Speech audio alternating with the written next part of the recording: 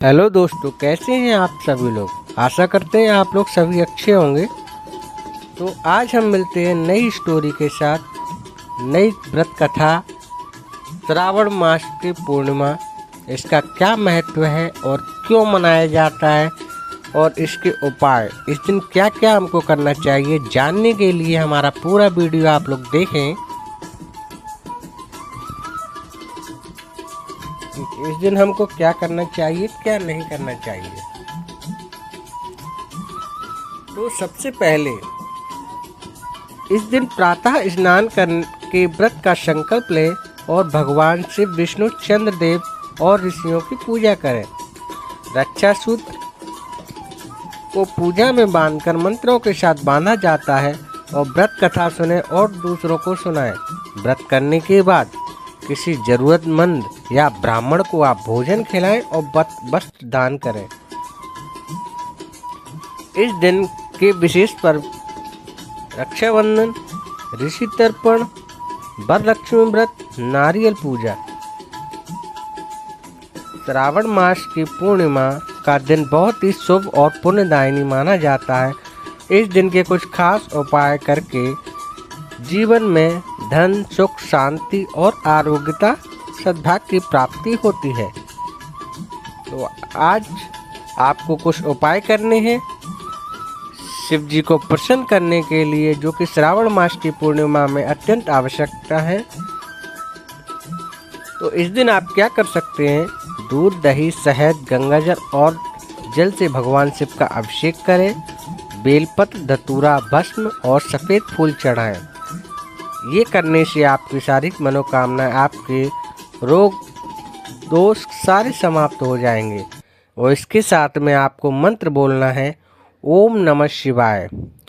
ओम नमः शिवाय 108 बार जाप करें, या ओम त्र्यंबकम यजामहे सुगंधि पुष्टि वर्धनम, ये महामृत्युंजय जाप का मंत्र जाप करें। इस दिन राखी क्यों बांधी जाती है? इस दिन बहनें अपने भाई को राखी बांधती हैं और ईश्वर को रक्षा सूत्र बांधती हैं।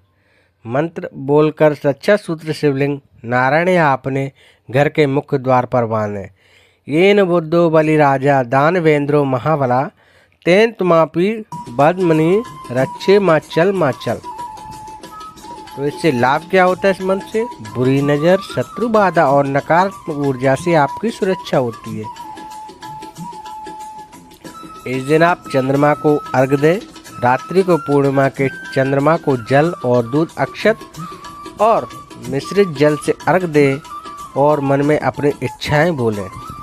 इससे आपको मानसिक शांति, मनोकामना पूर्ति और चंद्र दोष का निवारण होता है। और आप गायत्री मंत्र का जाप कर सकते हैं कम से कम 108 बार। इससे आपको आत्मबल, स्वास्थ्य लाभ और आध्यात्मिक उन्नति प्राप्त होती है। नारियल का भी एक उपाय है। नारियल पर कुमकुमा हल्दी लगाकर उसे बहते जल में प्रवाहित करें या मंदिर में चढ़ाएं। बुरी ऊर्जा और दुर्भाग्य का नाश होगा। रुद्राष्टक या शिव चालीसा का भी पाठ करें। इससे परिवार में सुख और आध्यात्मिक समृद्धि होती है। तो ये थे कुछ उपाय श्रावण मास की पूर्णिमा के। अब आपको हम कथा सुनाते हैं कि इसकी क्या कथा है, जिससे क्या हो सकता है। जैसा कि आप सभी जानते हैं, बहुत समय पहले की बात है, एक निर्धन ब्राह्मण अपने परिवार सहित एक गांव में निवास करता था। वह बड़ा ही धार्मिक और ईश्वर भक्त था, परंतु अत्यंत गरीब जीवन व्यतीत कर रहा था। एक दिन ब्राह्मण की पत्नी ने कहा, हम रोज उपवास और पूजा भक्ति करते हैं, फिर भी हमारी दरिद्रता दूर नहीं हो रही है। तो आप किसी तीर्थ पर जाइए और किसी उपाय का पता लगाइए जिससे हमारी गरीबी दूर हो जाए। तो ब्राह्मण तीर्थ पर निकल गया। कई स्थानों की यात्रा उसने की और वहाँ यात्रा करते समय एक स्थान पर पहुँचा जहाँ एक महान ऋषि का आश्रम था। तो ऋषि से जाकर उसने अपनी सारी वृतांत कहा। तो ऋषि ने कहा उनसे, तुम श्रावण मास की पूर्णिमा का व्रत रखो, जिससे भगवान विष्णु और शिव जी की पूजा करो। इससे तुम्हारी सारी मनोकामनाएं पूर्ण होंगी। ब्राह्मण ने विधि पूर्वक व्रत किया और भगवान का ध्यान किया। अगले ही कुछ दिनों में उसका जीवन बदल गया। उसे धन, समृद्धि, सुख की प्राप्ति हुई। उसने ऐसा व्रत अपनी पत्नी और गांव वालों को भी करने के लिए कहा। तब से श्रावण मास की पूर्णिमा का व्रत प्रसिद्ध हो गया। तो ये थी हमारी श्रावण मास की पूर्णिमा की छोटी सी कथा, जिसका आप लोगों ने श्रवण किया।